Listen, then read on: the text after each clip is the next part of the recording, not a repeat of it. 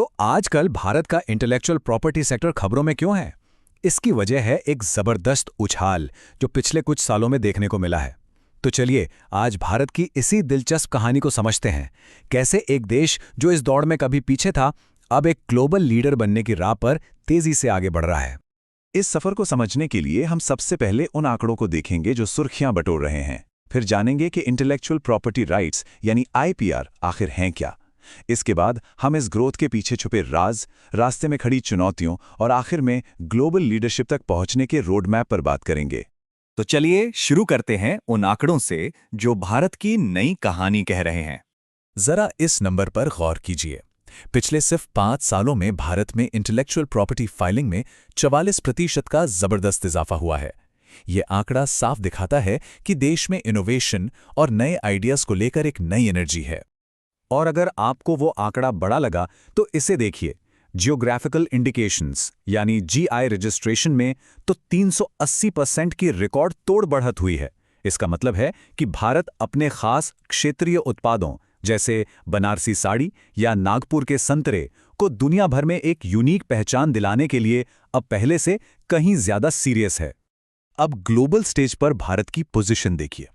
World intellectual property organisation, जिसे हम वाइपो भी कहते हैं, उसके मुताबिक भारत ग्लोबल पेटेंट फाइलिंग में 2020 में 9वें रैंक से छलांग लगाकर 2023 में 6th रैंक पर आ गया है। ये ग्लोबल इनोवेशन में भारत के बढ़ते कद का एक बहुत बड़ा सबूत है। ये आंकड़े वाकई कमाल के हैं, है ना? लेकिन ये आईपीआर, पेटेंट, ट्रेडमार्क, ये सब आखिर हैं क्या? इससे पहले कि हम आगे बढ़ें, चलिए इन जरूरी कॉन्सेप्ट्स को बिल्कुल आसान भाषा में समझ लेते हैं। सोचिए, आपने कोई नई चीज बनाई या कोई अनोखा आइडिया सोचा। इंटेलेक्चुअल प्रॉपर्टी राइट्स या आईपीआर आपको उसी क्रिएशन पर दिए गए कानूनी अधिकार हैं।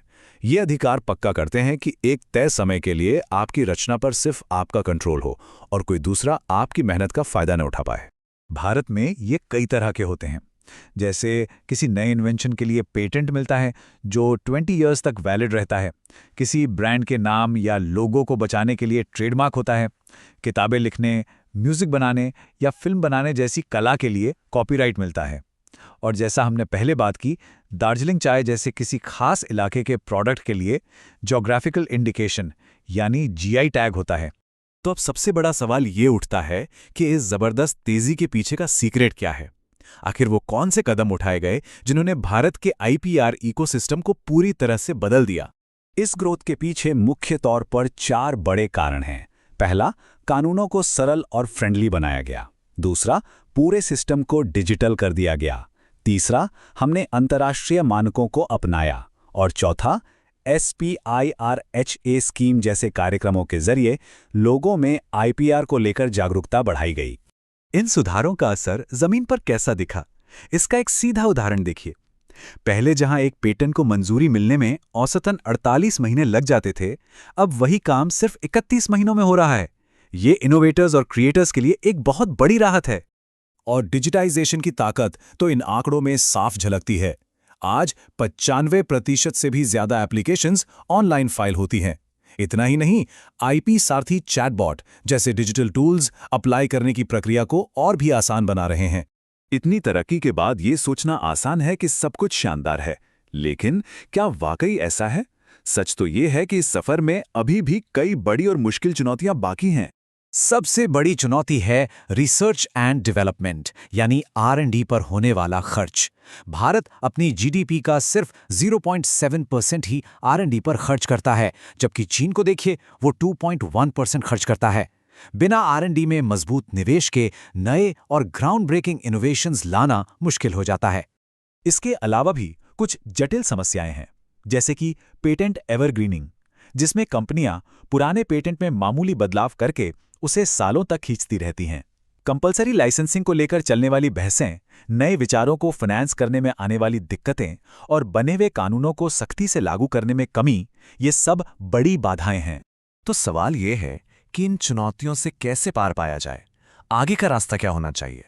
अब बात करते हैं उन रणनीतिक कदमों की जो भारत को सिर्फ एक तेज दौड़ने वाला देश ही नहीं बल्कि दुनिया का एक बड़ा इनोवेशन हब बना सकते हैं। भविष्य की रणनीति काफी स्पष्ट है। सबसे पहले 2016 की नेशनल आईपीआर पॉलिसी को आज की ज़रूरतों के हिसाब से अपडेट करना होगा।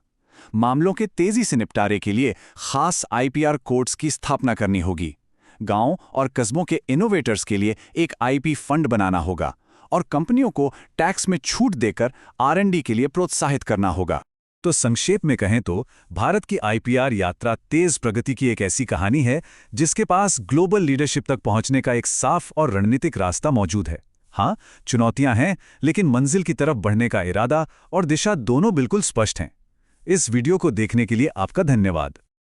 अगर ये वीडियो आपको पसंद आया हो तो लाइक जरूर करें, शेयर करें उन दोस्तों के साथ जिन्हें यूपीएससी, लॉ या जनरल नॉलेज की तैयारी करनी है। और हाँ, सब्सक्राइब करें। आप अपने सुझाव या सवाल नीचे कमेंट में लिख सकते हैं। यूपीएससी एंड कॉम्पिटिटिव एग्जाम की गाइडेंस या मेंटरशिप के लिए संपर्क करें।